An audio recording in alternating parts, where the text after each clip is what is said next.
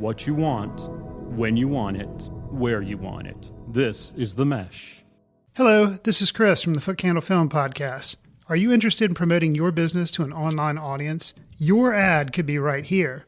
Consider advertising on the Mesh Podcast Network. Head over to themesh.tv for details.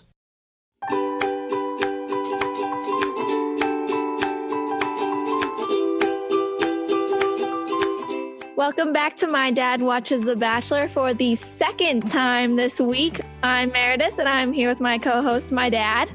Hello, Meredith. Good to be with you, even though it's the second time we had to watch Bachelor this week. Not my favorite thing. Once is plenty, but let's go. Well, I thought that Wednesday's episode was the best one of the season, so I'm actually pretty excited to talk about it because I think a lot of great things happened. Well, I thought that it was perhaps the most civilized episode that we've had so far this year. The least amount of controversy, some drama, but not crazy drama. Well, I don't really care about the controversy. All the girls I hated are gone almost, so it was good.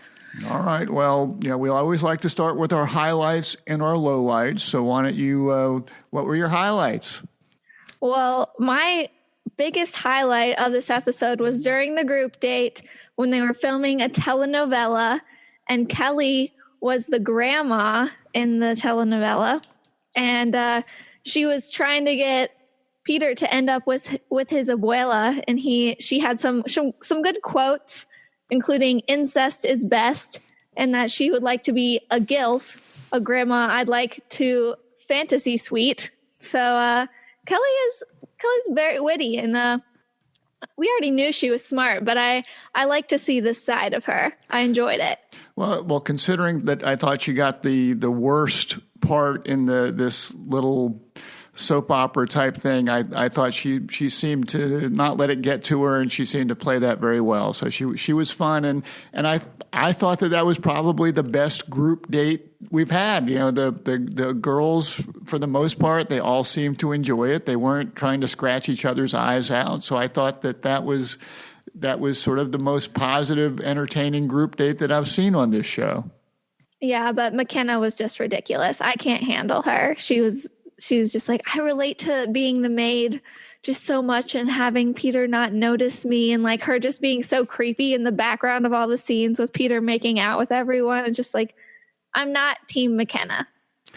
Well, but at the end, the maid did end up with the pilot or whatever it was, so she got her chance to exercise her tongue, and that she'd been working on for some time, and make out with Peter. So a happy ending in that particular scene for McKenna. Mm-hmm. Yeah, she said it was like the best day that she's had for the season, but unfortunately for her, that was not foreshadowing for the rest of the episode. So what was your high of of Wednesday? Well, number one, I was impressed with Peter's Spanish. He's very conversant in Spanish. That was good. And I don't know if I can call this a highlight, but I will. I thought it was sort of funny that Peter actually seemed to make Victoria F. physically ill when they went on their date and they were having dinner, and she had to get up and seemed to be on the verge of puking her guts out because of Peter. So I just thought it was sort of funny that he could make her physically ill. He is not making her physically ill. Her guilt is making her physically ill. She's realized that she's gone too far down the rabbit hole with Peter's feelings, and he's very invested now. So she feels guilty because she's just playing him.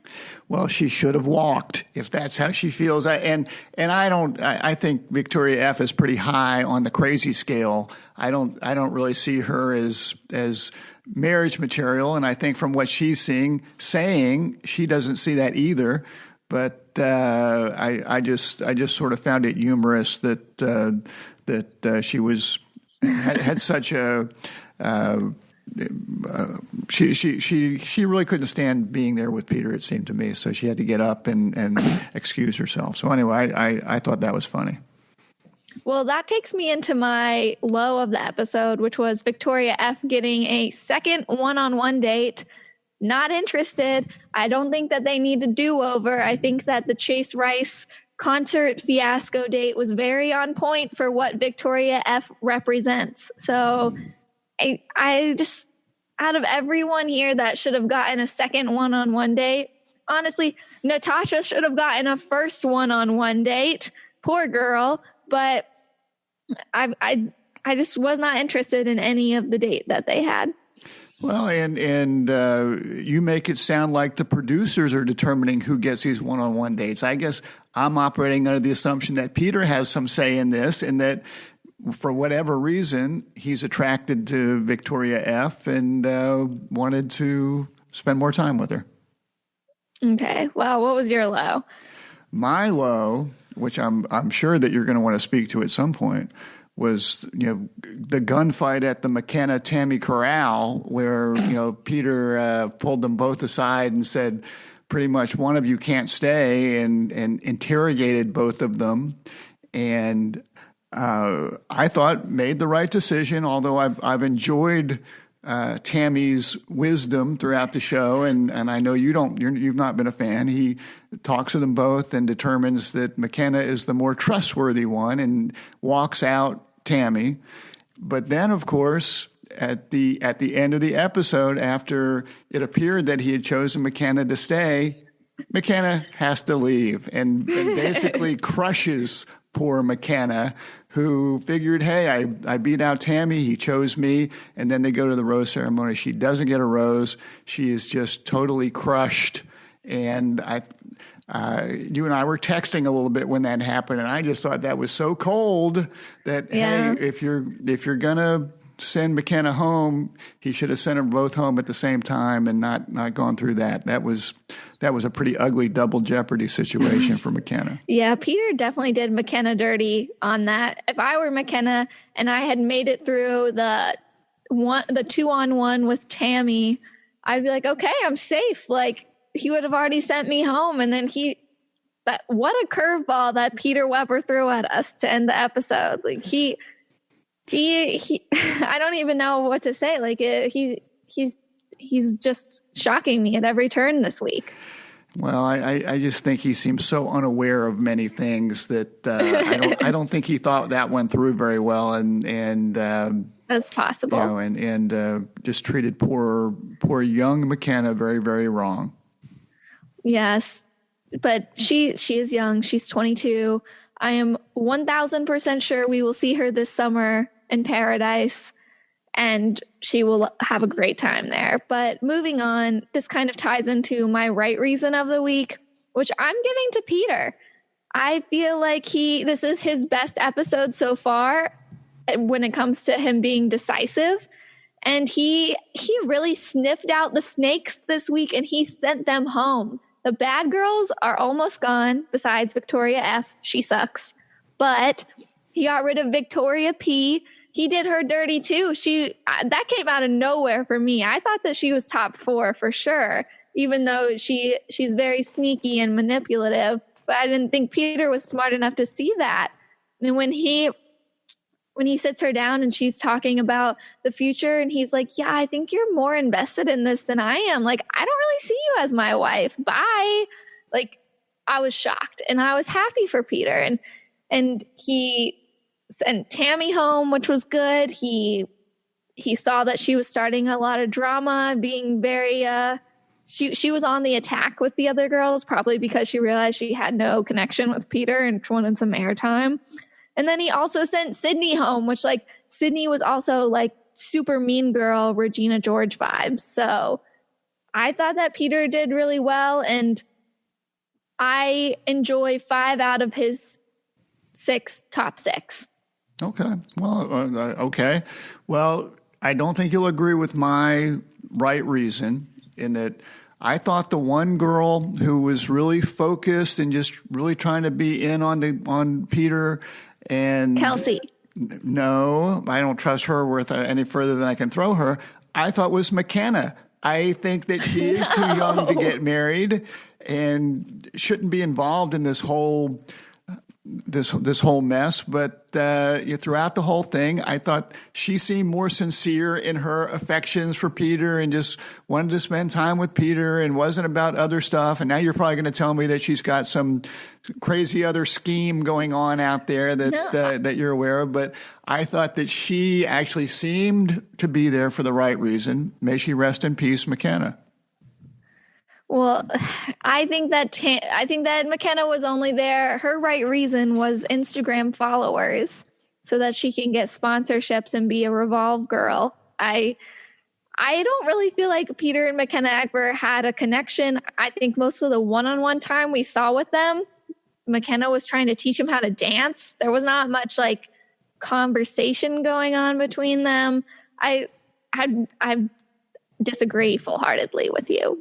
Well, and I'll just say I don't necessarily have a problem with Peter sending McKenna home. I didn't like the way he did it, and I agree with you that there wasn't a great connection there. But just in terms of her, in my view, sincere interest in Peter and wanting to try to create a relationship with him, I thought she was sincere in that. She just failed in doing that. But I thought you don't think that Kelsey is sincere in her like love for Peter? I think Kelsey's the most into him out of everyone. I just think Kelsey strikes me as she might be into something else next week, and she's into the flavor of the month. I think she's going to be into whatever she's with at that part of time. She's way too up the crazy scale for me to talk about right reasons with.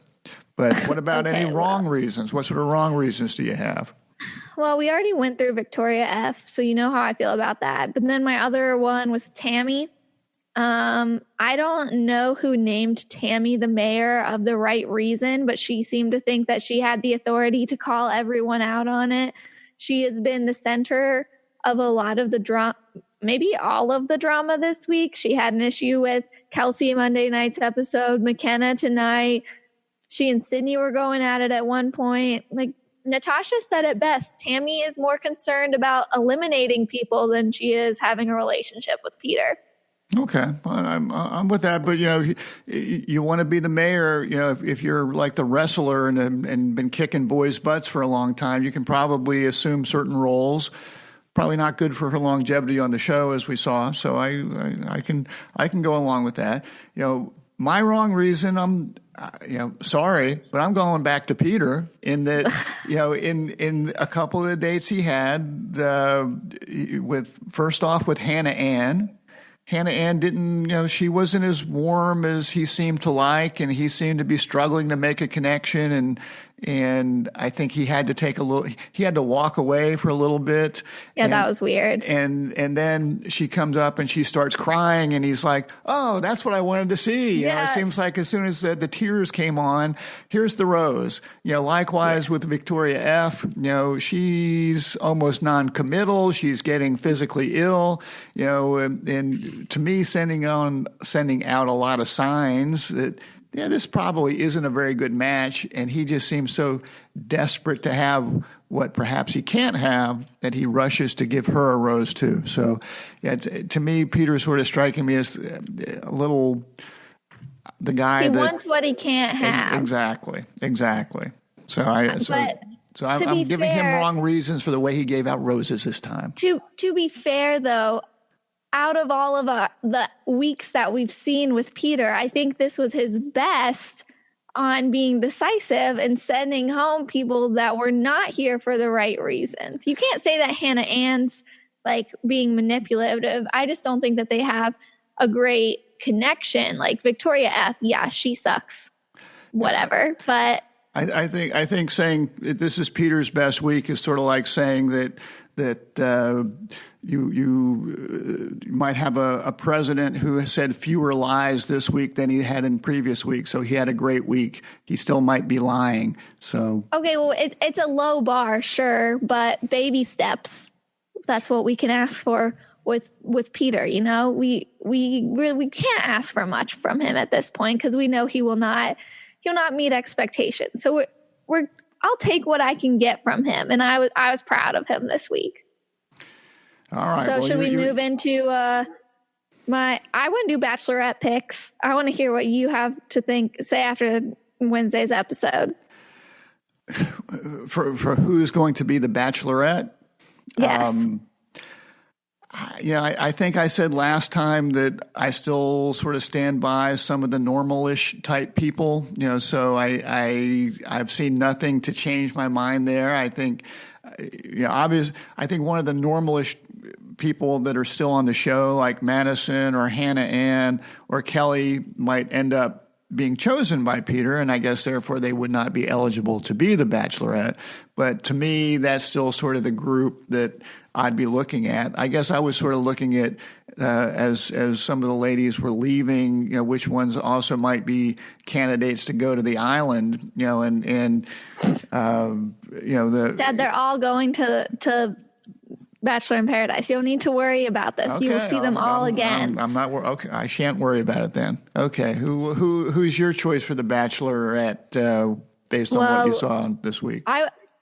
After Monday's episode, I picked Kelsey because I thought Kelly might be a little too boring because she seemed kind of like stiff and too intellectual. But after her grandma stint, I'm on the Kelly train. I think that she would make a good lead. She's witty and funny, and I would watch that.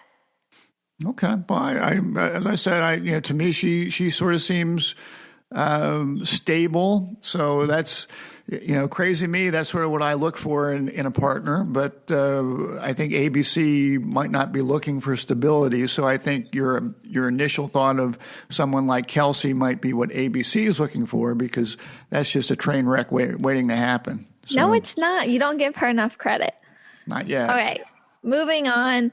My MVP of the week, I think you'll like this. I'm giving it to McKenna. I think that she did a good job sticking up for herself to Tammy. I do feel like she was maybe taking some, inspirational quotes off of mugs at TJ Maxx and kind of just shoving them all together. But she did what she could, and I was proud of her for just standing up for herself and attempting to be like, love wins, I love myself, female empowerment, blah, blah, blah. So I'm Team McKenna over Tammy. We got a lot of her this week. I do feel like, as we said before, Peter did her dirty, sending her home, but I'm not sad to see her go.